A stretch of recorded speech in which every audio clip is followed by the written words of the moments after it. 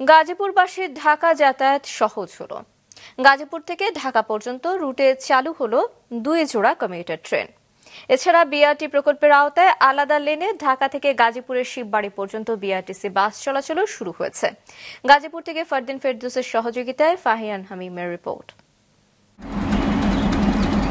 গাজীপুর থেকে ঢাকা যাবে নতুন ট্রেন। এই খবরে স্টেশনে যাত্রীদের উপচে পড়া ভিড়। তারা বলছেন ট্রেন চালুর ফলে ঢাকায় অফিসে দ্রুততম সময়ে পৌঁছানো যাবে। ব্রডগেজ থাকাতে অনেক আমাদের জন্য সুবিধা হয়েছে। প্রথম দিন হিসেবে আজকে ভিড় ছিল একটু।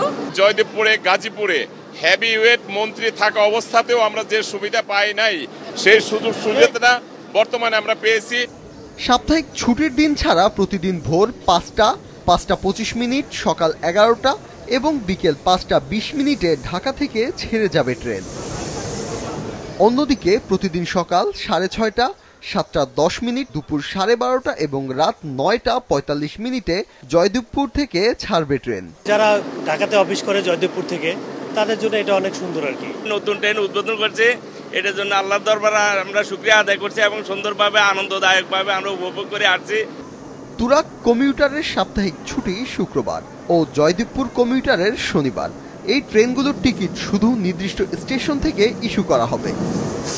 সকালে জয়দেবপুর জংশনে এই ট্রেনগুলোর আনুষ্ঠানিক উদ্বোধন করেন রেলপথ মন্ত্রণালয়ের উপদেষ্টা মোহাম্মদ ফাউজুল কবির খান। গাজীপুর থেকে ঢাকায় অফিসে যাতায়াত করার উদ্দেশ্যে এই ট্রেন চালু হয়েছে বলে জানান তিনি। গাজীপুরে অনেক শিল্প কারখানা আছে, তো এখানে অনেকে চাকরি নিতে চান না, কারণ যাতায়াতের যে সময়ের জন্য, তো সেই জন্য এখন তারা যাতায়াত সহজে অল্প সময়ে যাতায়াত করতে পারবেন। শুধু গাজীপুর থেকে ঢাকা নয়, এরপর নরসিংদী থেকে ঢাকা ও নারায়ণগঞ্জ থেকে ঢাকা রুটেও কমিউটার ট্রেন চালু হবে বলে জানান তিনি। এছাড়া বিআরটিসি পরিচালনায় ঢাকা থেকে শিববাড়ি গাজীপুর র্যাপিড ট্রানজিট করিডোরে বিআরটিসি এসি বাস চলাচল উদ্বোধনও হয়েছে সকালেই।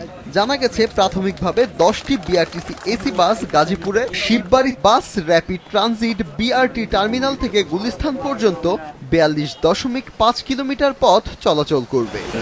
যাত্রী চাহিদা এবং স্টেশনগুলো সম্পূর্ণ প্রস্তুত হওয়ার বিষয়টি বিবেচনায় নিয়ে বাসের সংখ্যা পরে বাড়ানো হবে বলে জানিয়েছেন সংশ্লিষ্টরা। ফাহিয়ান হামিম, মাছরাঙ্গা সংবাদ, ঢাকা।